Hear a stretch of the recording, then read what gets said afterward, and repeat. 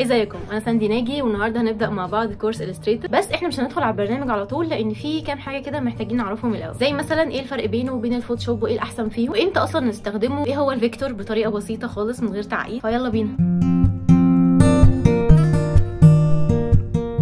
بصوا، مفيش حاجه اسمها الستريتور احسن من فوتوشوب او العكس، لاني بسمع الكلام ده كتير، لان كل واحد فيهم ليه الاستخدام بتاعه. حاجات بعملها على الفوتوشوب ما اقدرش اعملها على الستريتور. تعالوا بقى نفهم الفرق بينهم علشان نعرف امتى نفتح ده وامتى نفتح ده. فوتوشوب زي ما كلكم عارفين هو البرنامج اللي بيتعامل مع الصور وتعديلها والدمج والرسم الديجيتال. اما اي هو متخصص اكتر في الرسم والاشكال. طب هل ده معناه ان فوتوشوب ما فيهوش رسم؟ لا، هو فيه رسم برده، بس زي ما قلت لكم ان كل برنامج فيهم ليه التخصص بتاعه. الفرق الجوهري التاني اللي بينهم هو نظام التصميم. النظام اللي بيتعامل بيه الفوتوشوب هو الراستر، يعني البيكسل، والبيكسلز دي اصلا هي عباره عن مربعات صغيره جنب بعضها، وكل مربع بيكون واخد لون معين، فلما بيتحطوا جنب بعض بيكونوا بقى الصوره اللي احنا بنشوفها، زي فكره البازل بالظبط. طبعا كل ما عدد البيكسلز زاد كل ما جوده الصوره بتكون احسن، اللي احنا بنسميه الريزوليوشن. اما الالستريتور فهو بيتعامل بنظام الفيكتور، وده بيخلي الاشكال شارب جدا، يعني انت مهما عملت زوم مش هتلاقي اي بيكسل خالص. عشان كده بنرسم اللوجو مثلا على الالستريتور. الفرق الثالث اللي بين الالستريتور والفوتوشوب هو الارت بورد. الالستريتور تقدر تستخدم اكتر من ارت بورد عادي، علشان كده مثلا نقدر نصمم عليه البيزنس كارد والشوضه. على فكره فوتوشوب مؤخرا برضو بقى فيه موضوع الارت بورد ده، زي ما قلت لكم قبل كده ان كل برنامج متخصص في حاجه معينه. كمان في الستريتور تقدر ان انت ترسم بره الارت بورد، اما في الفوتوشوب ما ينفعش تحط اي عناصر بره الارت بورد. الفرق اللي بعده في اللايرز، وده احنا هنفهمه اكتر لما نتعمق في الستريتور. بس مبدئيا الفرق بينهم في ان الفوتوشوب اللايرز فيه حاجه ضروريه جدا عشان نقدر نعرف فيه ايه فوق ايه، وكمان بيكون كل عنصر في لاير لوحده. الستريتور كمان فيه لايرز بس مفهومها مختلف شويه، انت ممكن ترسم الرسمه كلها اصلا في لاير واحده بس. يعني نقدر نقول ان اللايرز في الالستريتور بتكون حاجه تنظيميه مش اكتر، وممكن ما تحتاجش ترجع لها كل شويه زي في الفوتوشوب. عايزه بقى اجاوبكم على سؤال اتسالني كذا مره، وهو انه لو انا متعلم فوتوشوب بس، هل ده هيكون كفايه لسوق العمل وهقدر اشتغل بيه لوحده؟ الاجابه هي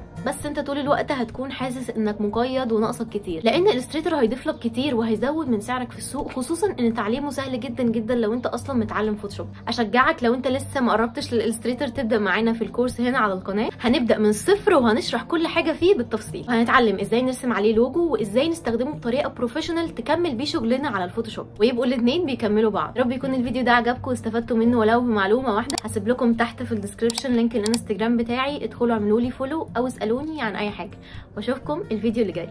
باي باي.